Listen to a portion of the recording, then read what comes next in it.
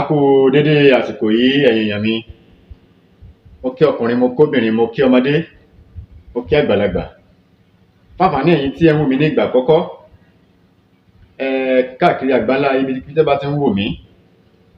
Orúkọ mi náà ni Dr. Abiz Abolade. Ojúkójú ò ní wò yín. Ojú tẹ́ fi ń wò mí, ojú náà ò ní fọ́. Tí tẹ́ fi ń gbọ́ mi, tí náà ò ní di. Mo ò ní tẹ̀rù gbérù yín. Orogodo ayé kò ní lù fún gbogbo wa jó. Ìgbà tó kù tọ́dún yóò fi parí, àtèmi àtẹ̀yin, ọdún yìí lọ sópin, ẹ̀mí wa ò ní lọ sópin. Mo dúpẹ́ lọ́wọ́ yín tí ẹ ti subscribe sórí ìkànnì yìí. A dúpẹ́ lọ́wọ́ yín o. Àbùsí ń tolókun, àbùsí ń tọlọ́sà, owó ò ní tán lọ́dẹ̀dẹ̀ yín. Ẹ̀yin tí ẹ ti subscribe, a bẹ̀ yín, ẹ bá wa subscribe. Ẹ mà pé kú iṣẹ́ náà ní mú orí ẹni yá. Tí bá subscribe tá à ń rí pé subscribe, inú tiwa gan máa dùn àti máa wá sórí atẹ́gùn ní gbogbo ìgbà. Báyọ̀ sọ pé ọ̀tun náà ni gbogbo nǹkan tí à ń mú wá fún ẹ̀yin olólùfẹ́ wa. A dúpẹ́ lọ́wọ́ yín, a dúpẹ́ gidigidi lọ́wọ́ yín tẹ́ ń wò wá. Ojú yín ò ní fọ́, etí yín ire lẹ́ máa fi gbọ́. Ìjàmbá ò ní ṣe yín. Ìwọ̀nba tó kù tí ọdún yóò fi parí, alẹ́ mi yín ò ní sọnù. Ìgbà tó kù tọ́dún yóò fi parí, ìta létà àbálọ́dún tó kọjá, kọ́dún yìí tó parí, yóò tẹ̀ wá lọ́wọ́. Ìta létà àbá lóṣù tó kọjá, kóṣù tó parí, á tẹ̀yìn lọ́wọ́. Àní dẹni àgbégbìn. Kí mo mú wá fún wa lénìí? Ẹ jọ̀ọ́ ẹ̀yin olólùfẹ́ wa, gbogbo àwọn nǹkan tá a bá ń sọ yìí, ẹ máa bá wa ṣe, kẹ̀dẹ̀ máa kọ sílẹ̀. Tí ò bá wúlò fún yín, yóò wúlò fún ẹlòmíì. Ẹ rí pé n táwa ń sọ yìí, ajogún látara àwọn bàbá wa ni. Wọ́n ṣe ń sọ fún wa ńgbà yẹn náà nìyẹn. Ètò tí tàbá wa wọn kọ́lẹ̀, èmi tàbá gbé sórí, kò ní ṣàǹfààní. Lẹ́nìí àwọn bàbá yẹn ti lọ, wọ́n ti lọ lẹ́nìí, k'Ọlọ́run bá forí jì wọ́n. Ẹ máa bá wa kọ sílẹ̀ fún àǹfààní ẹlòmíì. Sọ̀rọ̀ mi ti yé yín? Torí nǹkan tí èèyàn bá ní tí ó ṣàǹfààní fẹ́lòmíì, èèyàn ní nǹkan kan. Sọ̀rọ̀ mi yé yín? Ẹni tó ní nǹkan tí ò wá fún ẹlòmíì, ẹjanú kànga ni. Ọlọ́run ní ṣèmi àti yín lẹ́janú kànga o. Ọlọ́run ó ṣe èmi àti yín ní transformer tó jẹ́ pé ọmọ aráyé ó mọ múná lára ẹ̀. Bọ́lọ́run ṣe sọ̀rọ̀ èmi àti yín nìyẹn. Àní dààmú. Àìsàn ní fara wa ṣe bùgbé, àmọ́ ẹ jẹ́ ká tọ́jú ara wa. Kí mo mú wá fún wa lénìí? Òun náà ni àìsàn kan tí ó jẹ́ pé ó máa ń dààmú àwọn ọkùnrin. Ó máa ń dààmú àwọn ọkùnrin látara nǹkan tí àwọn obìnrin wa ń fún wa jẹ. Tí àwọn ẹlòmíì tí ò bá ṣe bẹ̀, tí ò bá sì rọ magí bí 3 sí 4 sí, wọn ò tí ì ṣe ọbẹ̀. Gbogbo àwọn nǹkan yìí ó dẹ̀ ń pa àwọn ọkùnrin lára ni. Ó ń pa okó wa, ó dẹ̀ ń fún wa ní jẹ̀díjẹ̀dí. Tí jẹ̀díjẹ̀dí bá dẹ̀ ti pọ̀ nínú ara, tó ti pọ̀ lápọ̀jù, nǹkan míì ni ó padà já sí. Okó ò ní le bó ṣe yẹ kó le mọ́. Ọmọkùnrin lè ṣe ọmọkùnrin. Àwọn obìnrin náà ló tún máa padà bú wa. Obìnrin náà dẹ̀ ló ṣokùnfà tí ó ń ṣe wá o. Ó náà ló padà tún máa bú ọkọ ẹ̀ pé ọkọ òun mọ̀ lè ṣe mọ́. Ọkọ ọ̀sẹ̀ kan sùn lọ́mà ní. Látara nǹkan tó ti fún ọkọ ẹ̀ jẹ, ní nǹkan dúdùn tó ti fọkọ jẹ. Kí la wá fi dènà rẹ̀? Àìṣe ká má jẹ nǹkan dúdùn láyé òde òní tá a wà yìí. Gbogbo oúnjẹ tá à ń jẹ náà, kẹ́míkà náà ni wọ́n fi ń gbìn. Ìyẹn náà ń ṣàkóbá fún àgọ́ ara wa. Ó ń ṣàkóbá fún àgọ́ ara wa. Tí mo mú wá fún wa lénìí náà ni òògùn àgbo ni. Kò wá ń ṣe àgbo sísè.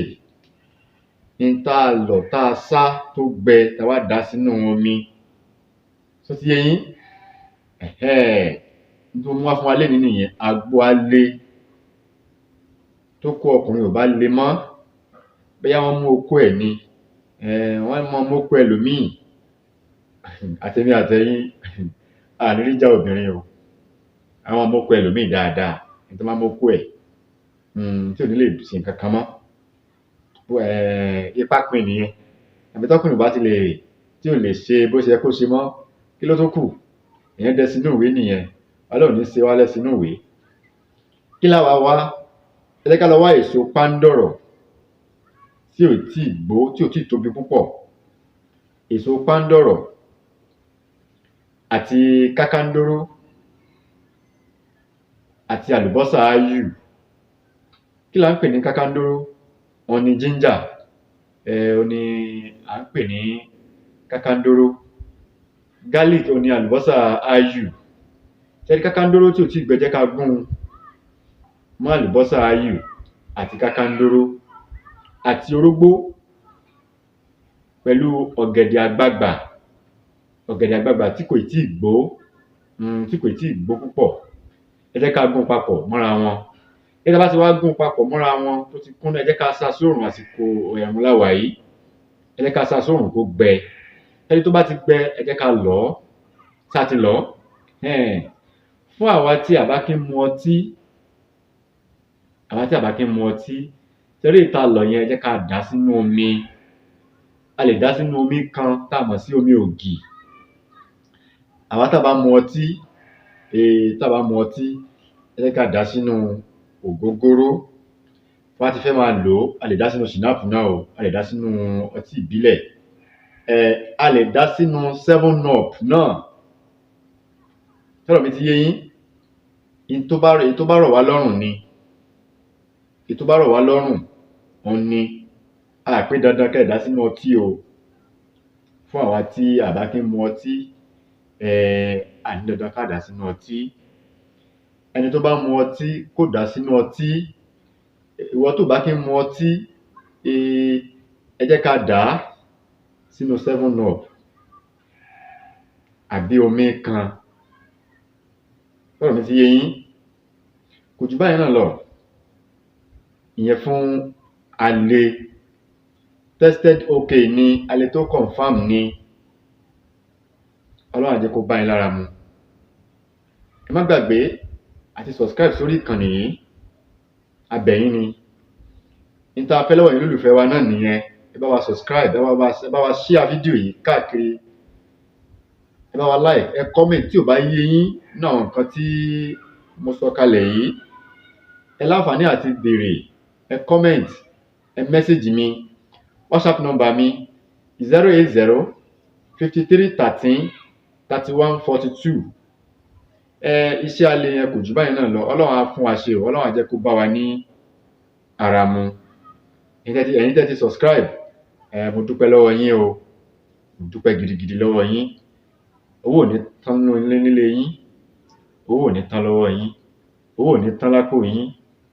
Ní nẹ́kàtàkẹ́ torí kan. Áyán ò ní yan yín.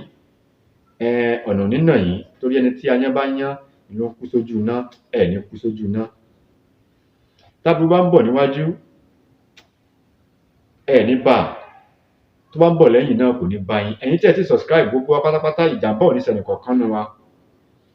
Ọdún yìí lọ sópin, ẹ̀mí ẹnìkọ̀ọ̀kan wa ò ní lọ sópin. Owó tẹ́ máa fi wò wá, Ọlọ́run ní fi wọ́n gbogbo wa. Owó tẹ́ máa fi wò wá, Ọlọ́run ní fi wọ́n yín. Ẹ̀yin tí ẹ ti subscribe, a bẹ̀ yín. Àbùsí ń tolókun o, àbùsí ń tọlọ́sà. Owó ò ní wọ́n lọ́dọ̀dẹ̀ yín. Ní rí gbé sọnù bí ò sí bí ọmọ. Ẹ bá wa share fídíò yìí, ẹ bá wa like, ẹ bá wa pín káàkiri. Kó lè jẹ́ àǹfààní fún àwọn ẹlòmíì tí nǹkan yìí ń ṣe nínú ilé. Kó jẹ́ àǹfààní fún àwọn tí nǹkan yìí ń ṣe nínú ilé. Orúkọ mi ò yí padà. Orúkọ mi náà ni Dr. Abiz Abolade. Ire o.